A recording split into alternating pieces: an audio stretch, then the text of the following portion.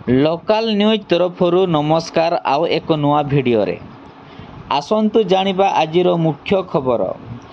दिल्ली विमानबंदर छात भुशुड़िबा घटना रे मृतक परिवारंकु 20 लाख और आहत परिवारंकु 3 लाख टंका लेखाए अनुकंपा राशि घोषणा करिसेंती विमान चलाचल मंत्री राम मोहन नायडू। ओडिशा रे मंद बंद करिवे मोहन सरकार। एसएससी एमटीएस नियुक्ति 2024 रे 8326 पद पूरण पई आरंभ हैला आवेदन प्रक्रिया। T20 विश्वकप फाइनल रे दक्षिण अफ्रीका। आईएएस मनोज आहूजा हेले ओडिशा रो मुख्य शासन सचिव। महिला को निर्देश स्वामी को कुह घरे आनी मद पियो।